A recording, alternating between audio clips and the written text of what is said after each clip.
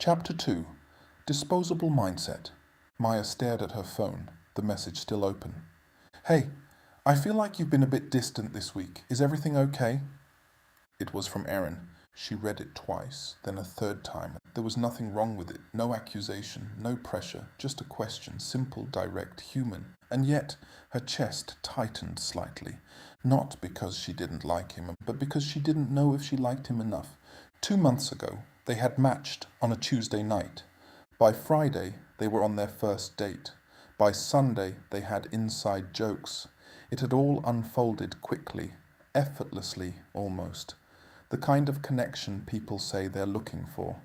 Aaron was attentive, consistent, easy to talk to, which strangely made things more complicated, because in the background, quiet but constant, was the app. Still there, still active, still offering options. At first, Maya hadn't thought much of it. She kept swiping casually, even after meeting Aaron. Not because she was looking for someone better, she told herself, but because... Why stop? It felt harmless. Just keeping her options open. But something subtle began to shift.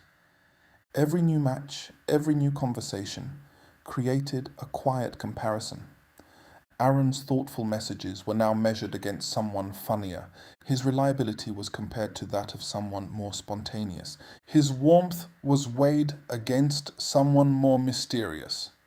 Individually, none of these people was better, but collectively, they created a feeling that something more might always be available.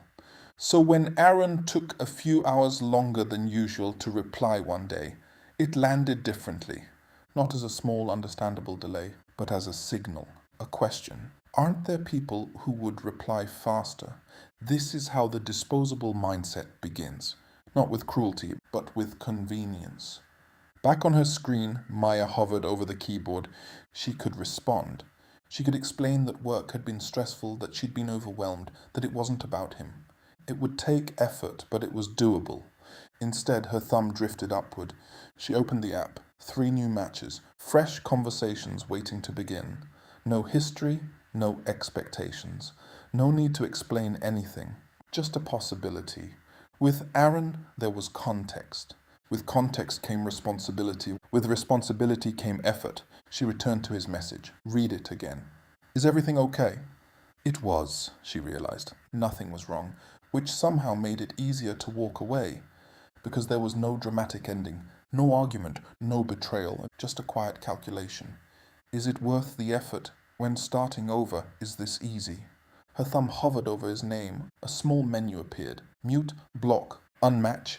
In another time, in another context, this moment might have looked different. She might have called a friend, talked it through, and decided to give it more time. She might have leaned into the discomfort instead of stepping away from it. But here, now, the friction was gone. There was no barrier to exit, no social cost, no shared community, just a button. She tapped unmatch.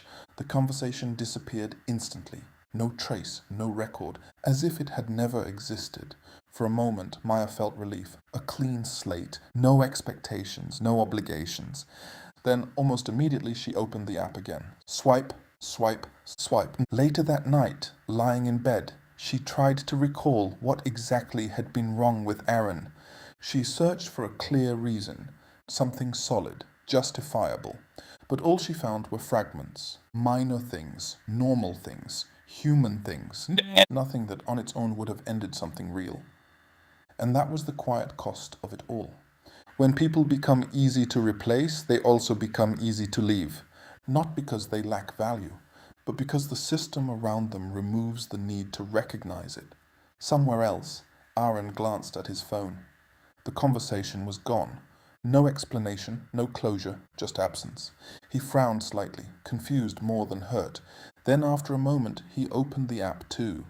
Not because he wanted to, but because increasingly it felt like the only way forward. And just like that, 2 people, perfectly capable of building something meaningful, were returned to the same endless cycle, not because they failed, but because in a world where connection is abundant, commitment begins to feel optional.